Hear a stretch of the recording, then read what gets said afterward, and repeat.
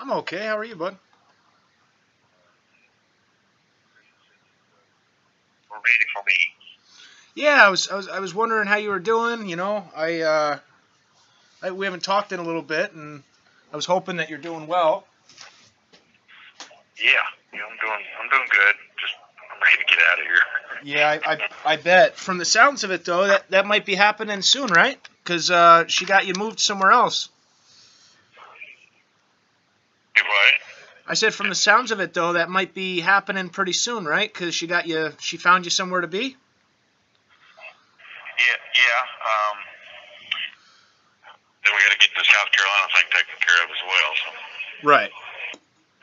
Once you get that taken care of, though, then that you can request for ROR.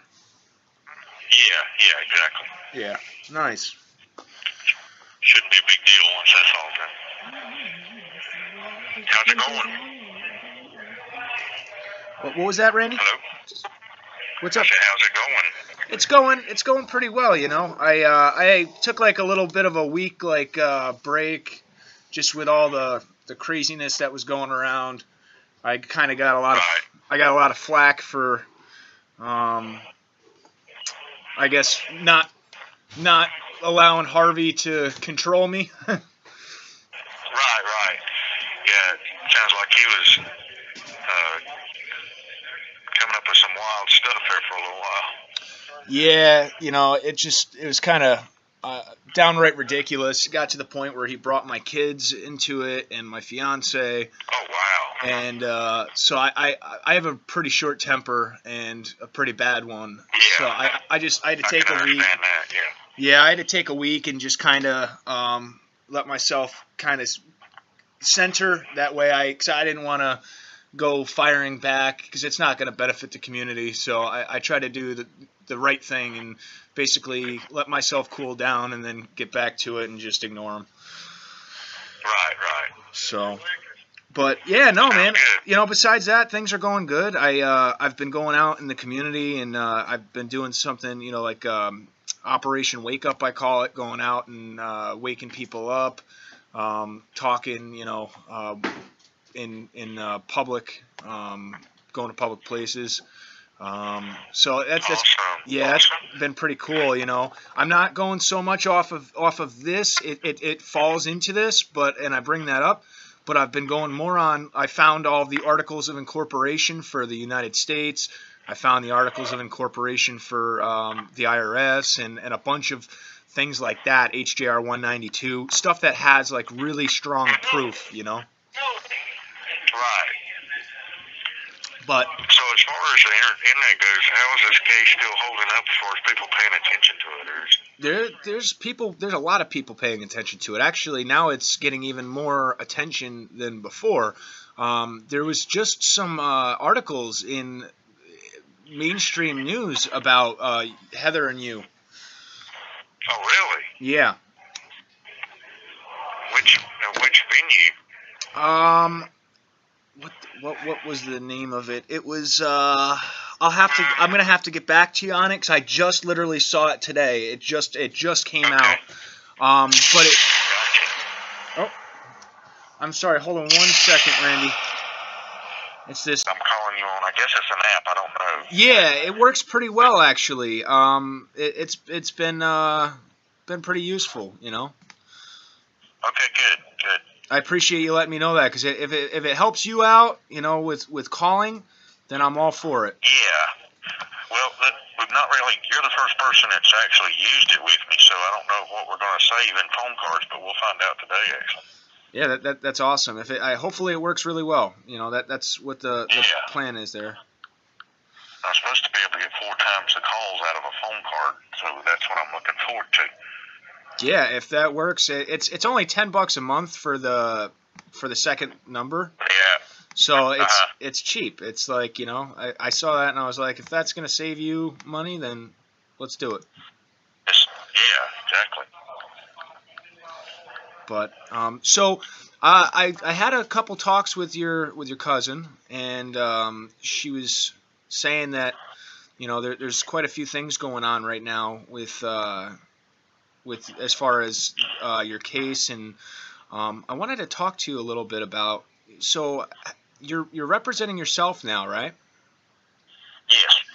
We just felt like that the appointed public defender that they had for me was not interested in pursuing the case as far as asking me questions about whether or not I was even guilty with it or not. He wanted to go into the sentencing process and get me to plead guilty and serve time. He wasn't interested in seeing me out of this in any way, shape, or form. So I had to fire him, and we just chose to go with self-representation. I don't like to call it that because, to me, the word represent is misleading in itself because you cannot.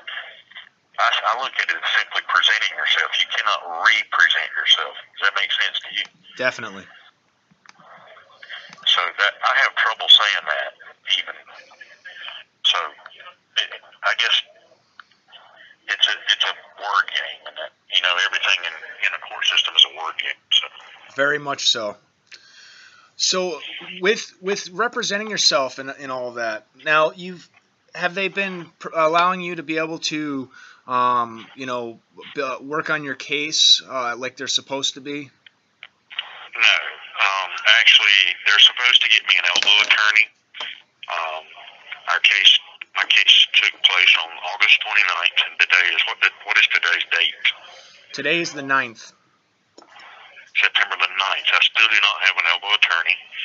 An elbow attorney, what they do is they help you to file motions and things like that, help you to, they're not supposed to take over the case, supposed to let you run the case, but they just kind of, help you to do things that need to be done.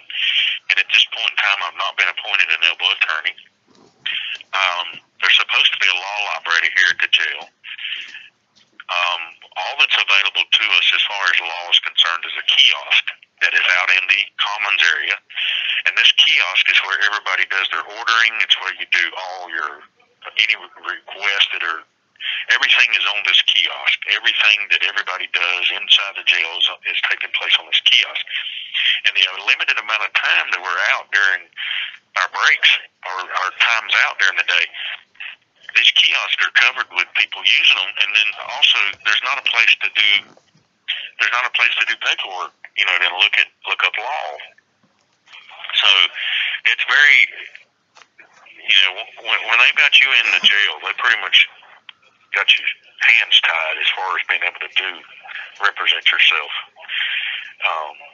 There's a room available that I understand, and I've sent a message about it, and they said I can have it for 2 hours after 8 o'clock at night, and there is no computer available in there. It's just simply a table where I can, spread my papers out and do paperwork, but there's no law books available. There's no computer available. It's just a place to go in and write, and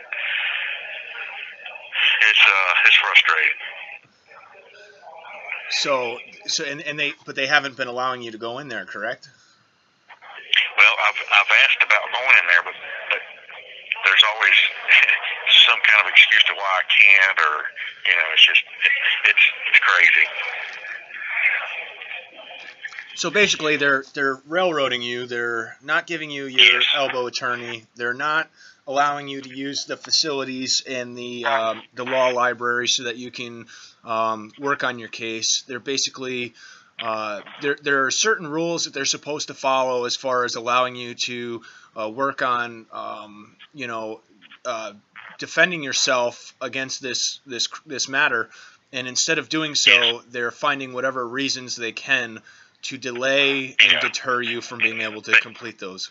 They like to play the ignorant card. Let me find out. I don't know about letting you into that room. I don't know, I've not nobody's told me about anything about letting you in a room. They like to play that card all the time of not knowing. I don't know. I'll have to find out. And they kill time that way. They can kill days, actually, if you don't have someone who you can confide in that's going to actually take place. Then the shift change happens, and the next person's like, they just play stupid. I don't know. I don't know anything about you getting out and using a room. Well, that's why it's so important for what we're doing here, as far as us speaking and being able to get this out, because when we bring attention to these things, it's going to make them realize that it's not going to be allowed to happen. We get enough people together, and we bring in the focus on what's happening. Just like I don't know if your cousin had mentioned to you. When I finally was had seen the testimony, the grand jury testimony, your story was corroborated 100% on that, in that testimony. And I put out a video on that. And if there's anything that you feel that you can't talk about, that I start talking about that you feel we shouldn't talk about at the moment, just feel free to say so. I'm just trying to touch on things that I think are somewhat important for everybody to hear. Now, as far as that testimony goes, where you had talked about how you didn't change any numbers, that was they turned around and said that you did. Yes, they did. And that's a huge piece of this puzzle. The fact that they have to, because they didn't say. Now, I brought up something that it clicked in my mind as soon as I read that. I know from myself, and I know from many other people that are involved in this movement, when we did anything, everybody starts off with their correct numbers, and that's because nobody's just going to start jumping into messing around with things. So they didn't mention anything about the correct numbers being used, and I think that gives away a huge clue. Yes, exactly. It gives me a clue that we are right in what we're doing. Right. Because they've never even mentioned the fact that the real number was used. As a matter of fact, they mentioned that it is the real number with one number changed. Well, to me, that's a pretty bizarre statement, because that's like winning the lottery. What are the odds of that happening? Right. To me, that's like, how lucky can a guy be to change one number on his Social Security card and access that kind of money? Exactly. And it gives away a giant clue. It gives away a giant clue to everybody. As soon as I read that, I had to make a video on that, because it was huge. It's a huge development. I believed everything you said, Randy, and when I read that, I was like, wow, this is just crazy. Everything that Randy said on the phone, it's all right here. Yeah, I think I've told somebody this, but the most dangerous lie is a half-truth, and that's what we're messing with here. We're messing with these people who can twist the truth enough to make it look like it's in their favor. But it's a lie. It's a bold-faced lie. There's so much in my discovery that is just bold-faced lies. And they're all going to come out, because it's not going to go quiet. You have 60 seconds. Oh, it's saying we only have 60 seconds, Randy. Yeah. I'll call you back whenever it shuts off. Okay. Unless you want me to go ahead and do it now.